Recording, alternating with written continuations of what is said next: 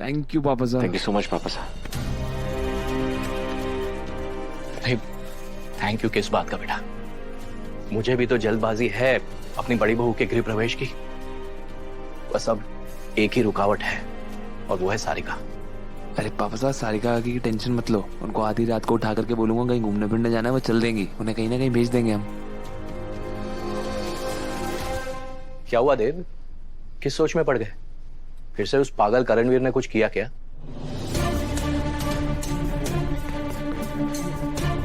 बधाई हो, आखिरकार मेरी बहन के रास्ते का कांटा निकलने वाला है। और करवई ने ब्लैकमेल करके फर्स्ट राउंड के पेपर्स पर मोहर लगवा ली। लेकिन आप चिंता मत कीजिए, मैं इस बात को आगे नहीं बढ़ने दूंगा। रणवीर को तो मैं छोड़ूंगा नहीं। नहीं, अभी क्या कर रहे हो? अभी हम जल्दबाजी में इस समय कोई गलती नहीं कर सकते बेटा, वरना वो करणवीर जीत जाएगा। हमें सब्र से काम लेना होगा। रिलैक्स। पापा साहब, इतने सालों में आज तक आपने मासा से झूठ नहीं बोला, लेकिन आज आपको झूठ पर झूठ बोलने पड़ रहे हैं और इसकी वजह मैं हूं, तो आई एम रियली सॉरी। देव बेटा, कभी कभी हम झूठ इसलिए नहीं बोलते कि हम गलत हैं, पर इसलिए बोलते हैं कि हमारे करीबी इंसान का विश्वास बना रहे। कभी कभी झूठ बोलना भी सच को बचाने की कोशिश होती है। और मैं अपनी चंदा का विश्वास और अपने बच्चों की खुशियों को बचाने के लिए झूठ बोल रहा हूं। बस अब तुम्हारी मासा को सब सच बताने के लिए वसु में थोड़ा बदलाव लाना जरूरी है, ताकि वो कम से कम इतना सीख ले कि चंद्रिका का वसु के लिए नजरिया बदल जाए। तब तक हमें ऐसे ही चलना होगा। देखो देव, मैंने तो वसु को अपनी बड़ी बहू के रूप में स्वीकार कर लिया है और मुझे पूरा विश्वास है कि जिस रूप में मैं वसु को देखता हूं, एक दिन चंद्रिका भी उसे जरूर देखेगी।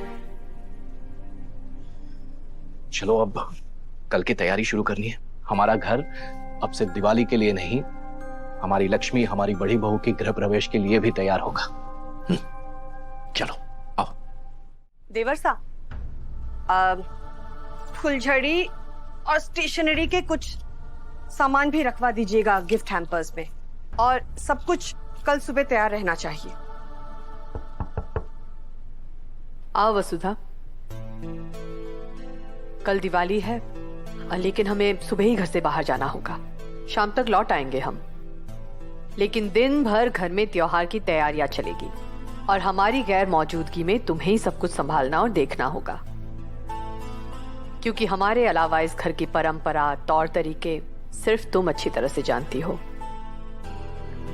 वो दिव्या को मेरा सारा काम खत्म हो गया, तो मैं घर जाऊं? जाओ, जाकर आराम करो, क्योंकि कल बहुत मेहनत करनी है। अब वसुधा, हनुमान तो घर पे नहीं है, तो तुम अकेले वहां क्या करोगी? एक काम करो, आज तुम यहीं रुक जाओ। आज वो मैं वैसे भी रात भर रसोई चलेगी, दिवाली के पकवान बनेंगे, मिठाइयाँ बनेगी, और तुम साथ में रहोगी तो दिव्या भी खुश होगी और हम सबको अच्छा लगेगा। किस्मत भी ओके खेल कर रही है हमारे साथ। एक तरफ करणवीर सिंह हमारे को देव सर से दूर करने में जुटा है, और दूसरी तरफ अपने सासरे में अपना परिवार और अपने धनी के साथ दिवाली की खुशियां जीने का मौका मिल रहा है। शायद ये रात हमारे जीवन में खुश होने की आखिरी रात होगी। जी देवी को जैसा आप कहें।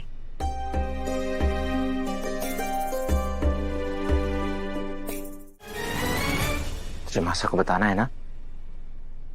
जा बता दे, कोई फर्क नहीं पड़ता मुझे।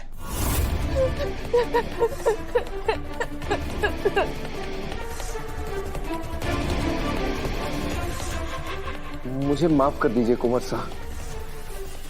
दरअसल आज तक हर रिश्ते में मैं बड़ा ही रहा हूँ, इसलिए मुझे झुककर बात करनी नहीं आती। आप तो मेरे होने वाले कुंवर साहब हैं। अगर मैं आपके साथ भी डरा धमका के बात करूं तो लानत है मुझ पर। मुझे अपने तौर तरीके बदलने होंगे। आई अंडरस्टैंड कि दिवाली है, वहां घर पे सब लोग होंगे और उनके सामने निकलना आपके लिए पॉसिबल नहीं, कोई बात नहीं, आप कल सुबह आ जाइए, हम लोग आपका वेट करेंगे। ये सुन के अभी तो शांत हो गया है, लेकिन इससे पहले कि ये फिर से पागल हो जाए, इसे टालना पड़ेगा। ठीक है।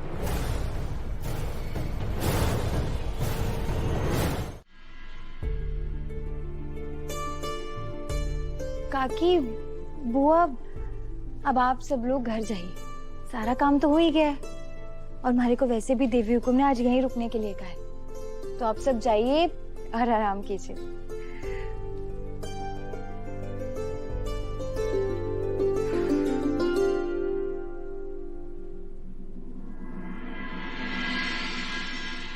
वसु, ये सब क्यों कर रही हो? अभी तुम अभी आराम करो, ये सब छोड़ दो, ये कल हो जाएगा, छोड़ दो। अरे दिव्या मैडम, वो देवी हुकुम ने ना हमारे को आज यहीं रुकने के लिए कहा है। बस ये सारा काम मैं फटाफट खत्म कर लूं, फिर मैं यहीं सो जाऊंगी।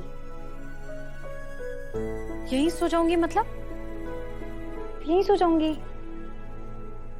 वसुधा देवांश सिंह चौहान हो तुम, ऐसे थोड़ी ना कहीं भी सो जाओगी।